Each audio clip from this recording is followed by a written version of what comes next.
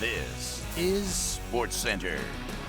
Good morning. Welcome to SportsCenter on YouTube. Ryan Smith, Drew Carter with you. At the Olympics, the U.S. is loaded with basketball royalty, but King James is still the headliner as he seeks his third gold medal. And Ryan, LeBron is 39 and Father Time is undefeated, but it's never taken on the father of a teammate. As you might have heard, Bronny is a Laker. That's where we start Dave McMenamin's conversation with LeBron. We're going to have a chance to talk about some history in the fall. With the 55th pick in the 2024 NBA Draft, the Los Angeles Lakers select Bronny James. LeBron James and Bronny James will not only be the first teammates to be father-son duo in league history. It's the first time it's ever happened, period. Just take me back to New York. What was that moment like for you? It was very emotional.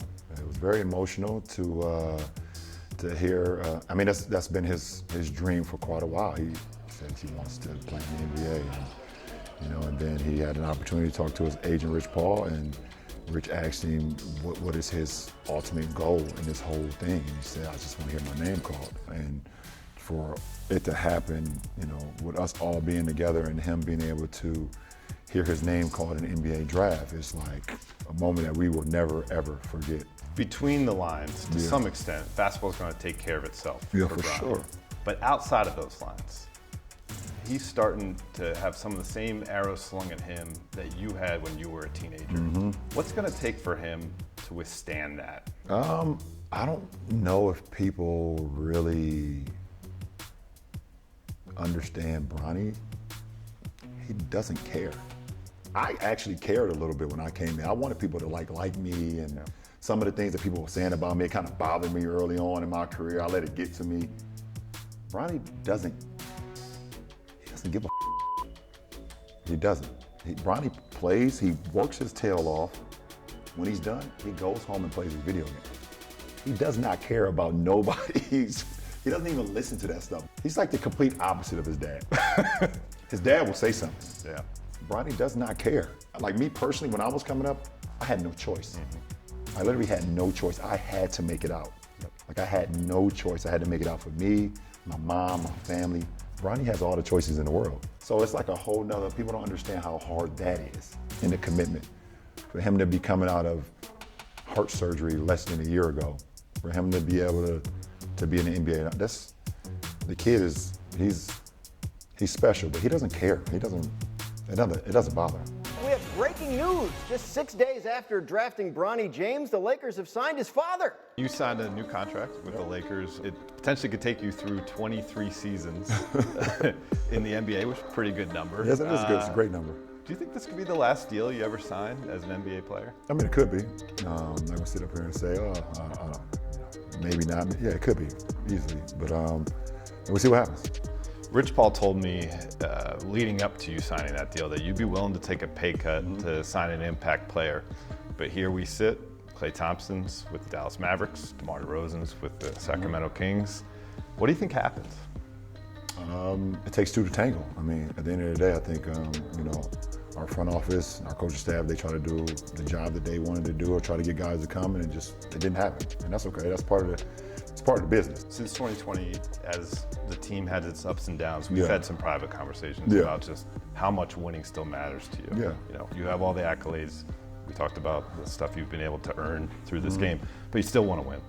Can you do it here with the Lakers between now and the end of your career? Can it happen again? Of course. Of course. What gives you that confidence? Because we've done it before.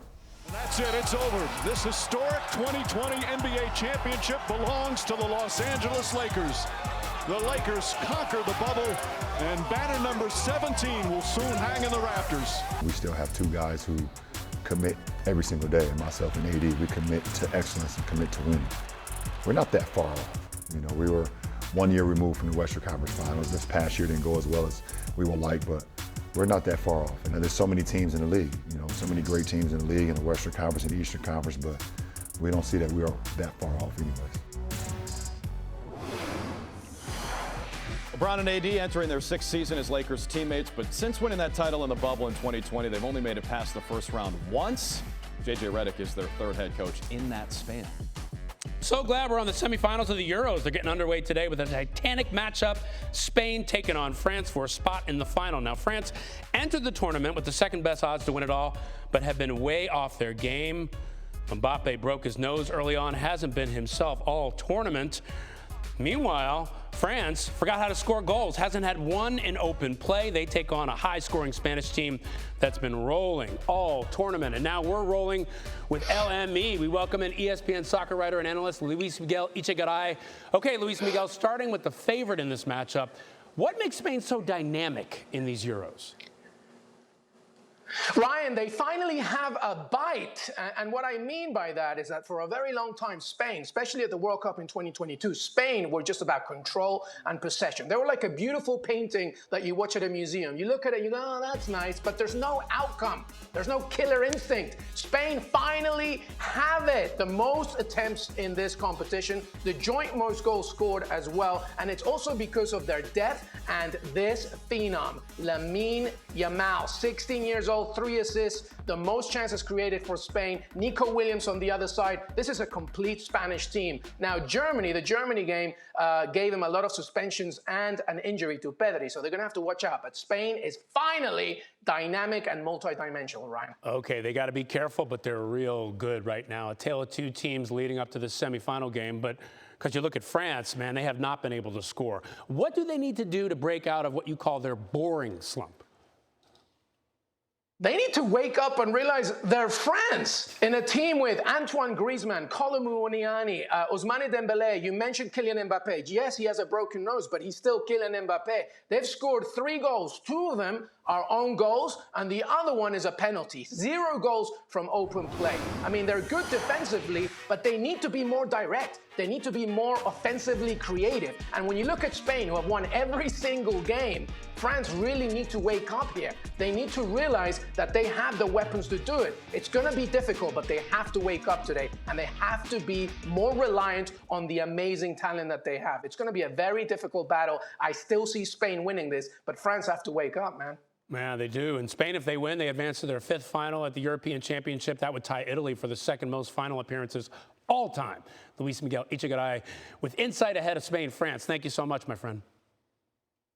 When you think Big 12, you think Tucson, Provo, Salt Lake City, Cincinnati, Orlando. You do now. That's the reality in college athletics. Even if you're still getting used to it, the college football season unofficially starts today with Big 12 Media Days in Vegas. And in case you missed any of the new cartography on the conference landscape, or you're not sure who's playing where or who's coaching whom, or you just want to feel like kickoff is coming soon, here's Professor Ryan McGee.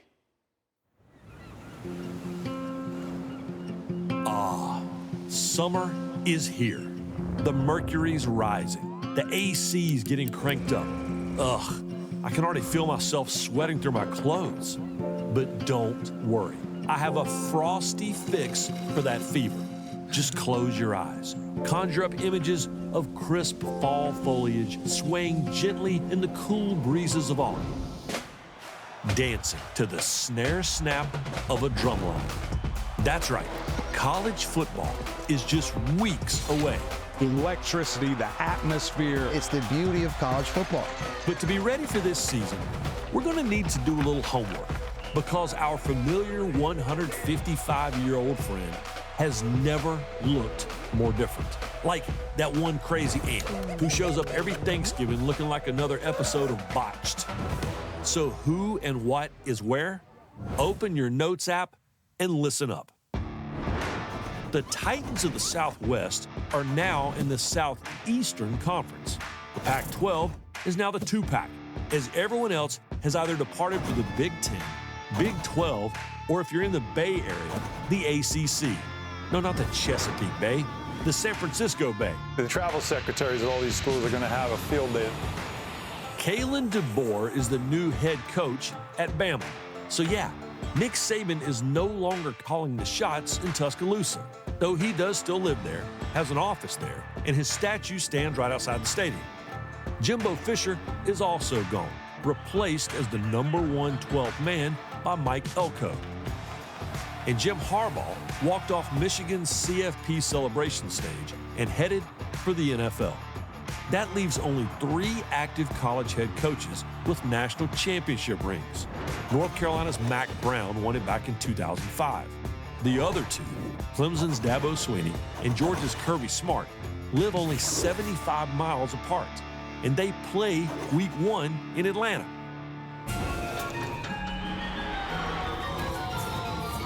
Meanwhile, the transfer portal is running like a merry-go-round driven by Max Verstappen.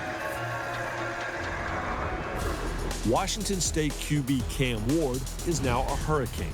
Dylan Gabriel, who I'm pretty sure played for Knute Rockne, is now with his third team under center at Oregon. Former Clemson QB DJ Uiagalelei is now with the Tigers' nemesis and fellow ACC realignment rabble-rouser, Florida State. It is a new era of college football transfer portal really all throughout the year. All of this while Ohio State just had a better offseason talent haul than anyone not named the Philadelphia Eagles. In Colorado, man, I don't even know what all's going on with the Buffaloes. I just know I can't stop reading Coach Prime's social media posts.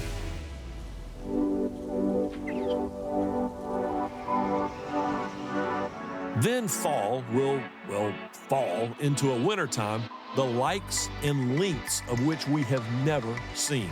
A college football playoff bracket expanding from 4 teams to 12. Imagine Friday and then the Saturday on campus. That's what I think a lot of these teams have wanted to earn.